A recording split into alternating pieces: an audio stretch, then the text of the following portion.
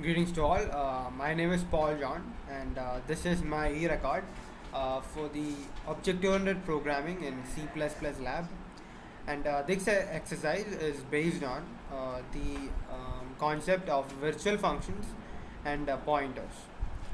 Now, like as we have seen earlier in the class and objects, we declare object for each and every classes that is inherited from a base class.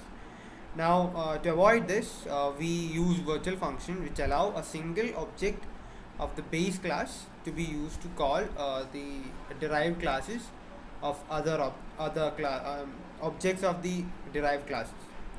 Now, without further delay, let's move on to the code that I've created.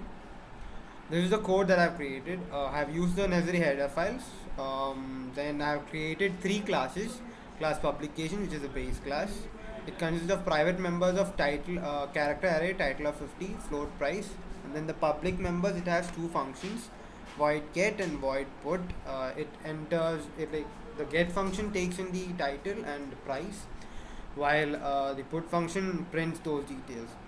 And then I have declared the functions void get data and void put data as virtual. And then next class is class book, which inherits the publication class publicly. It has a private member in page count, and it has void get data and void put data, which calls get and put. And in void get data of book, the number of pages is also taken in. And the next class is class tape, which inherits class publication publicly, and it has its private member as playing time. Now in void get data, it calls the get function and also asks the user to enter the playing time of the tape. And then void put data, it calls the put function and it prints the playing time of the tape. Now in the main function, I've declared a choice, then I have declared int n equal to 0, and I have declared a pointer array in publication type, publication pointer ptr of 100, and I've started do while loop. Like it asks whether the user wants a book or a tape, and the choice is taken in. If the choice is B, that's for book, then the new object for the book class is invoked using the new operator. Else, the object for the tape class is declared.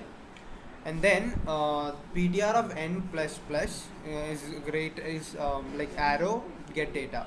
This is like the arrow is used instead of dot operator, since we are using the new operator to declare the object. Now this n plus plus does the job of, that's like after the object ptr of n calls get data, then the value of n is incremented. That's similar to of ptr of n arrow get data and then n plus plus. It's just better to do like this because there's no memory wastage. And then the user is asked whether he want to continue. If it's yes, then the loop continues, or else it won't. And once out of the loop, then the for loop from I equal to 0 to less than n is used to call the put data function, which displays the values. So that's the end of the code that I've created. Now let's try running it and see whether it runs perfectly. Well, I don't have any errors, so now let's try. Okay, let's give B, that's for a book, into the title. Let's give dot and the price 3245. Number of pages 97. Yes, I want to continue. Let's give a book again.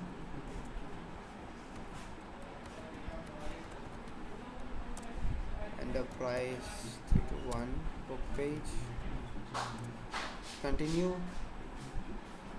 Yes. Let's give a tape. Let be shader.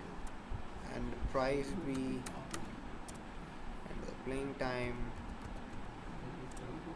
Continue. Yes. No, actually. Okay, now both the books and the tape has been details of those books and the tape has been printed, and all my modules of the code that I've created work perfectly. So that's it. That's the end of my program. Thank you all for watching. See you all next time. My name is Paul, and bye. This is Paul signing off. See you all next time.